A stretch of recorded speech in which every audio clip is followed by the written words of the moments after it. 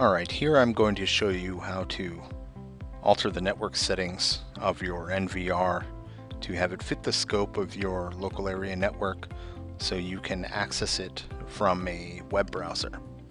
First step is to download and unpack the config tool. Once you enter the folder, it should look something like this.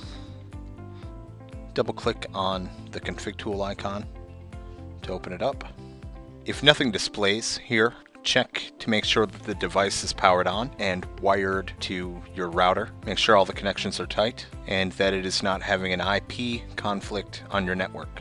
An IP conflict is when two or more devices have the same IP address. The network interface cards within the device will disable itself until the conflict has been resolved, and that generally involves pulling the devices off the network, adding just one, and changing its IP address. So here we go. This is the device that we see on the network. To know if it matches the scope of my network, I'll click on the Start menu, type in CMD, Charlie Mike Delta, and hit Enter. This will open up the command prompt where I'll type ipconfig and hit Enter. And here will be displayed the relevant networking information that we need to know. I see that this computer's IP address is 192.168.1.152. The subnet mask is 255.255.255.0. and the default gateway, which is the router's IP address, is 192.168.1.1. Alright, I'm going to keep this set aside because I'll be needing it in just a moment. And now I'm going to double click on the IP address of this NVR, and you'll see here device NVR. Double click again to log in if you have not changed any of the credentials. So if you're still using the admin password of admin, go ahead and log in. If not, change that password here and click login. Alright, now we can see that we can alter the IP address. So here you're going to either want to take a screenshot, use the snipping tool within Windows to get a capture of this. I'll show you how to do it here. And that'll give you an image capture so you can use it later on, or you can just write these down. But regardless, you are going to need them to set the device back to its address so you can access it remotely from the office again. So, given that I know my own network information here, I'm going to go ahead and give it an IP address that is not being used on the network.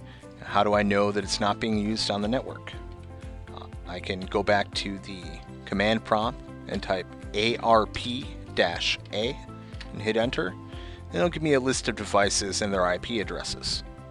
So I'm going to set this one to 192.168.1.147. I want to make sure that no other device is using that. I've checked the ARP tables, and now I'm going to ping that IP address. So type ping space 192.168.1.147 and hit Enter. This is a good sign. I'm not getting a response. So I'm going to go ahead and change this device's IP address.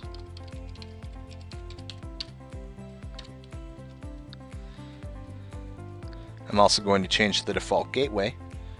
I'll have this device use the same default gateway that my computer is using because they're both going to point to the router.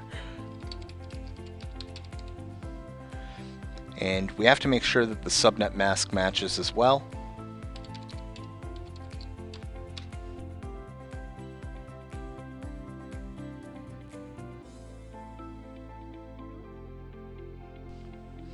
Click OK. The device has been modified successfully. As you can see here, the IP address is now changed to 192.168.1.147. Now, if you don't already have this installed, go ahead and download and install Mozilla Firefox. Open it up, and then go to that web address.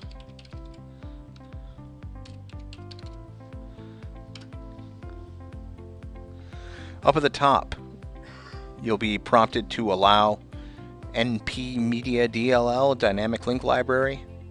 On the right, click Allow. Now on the left here, we'll see Time Access and that DLL. We want to click on the drop-down box and select Allow and Remember. OK. Refresh the page by clicking the Refresh button or hitting F5. This is to make sure that there are no other prompts. I don't see anything up at the top. I don't see anything on the bottom. I'm going to go ahead and log in here.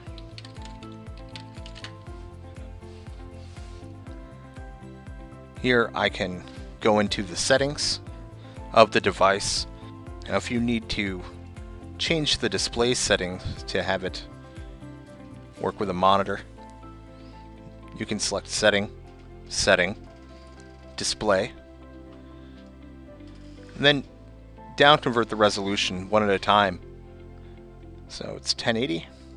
I'll select this and click Save, and it will update on the NVR itself. Check the monitor display to see if it's putting out a grid. If not, move to the next and save. That's all. Thanks for watching.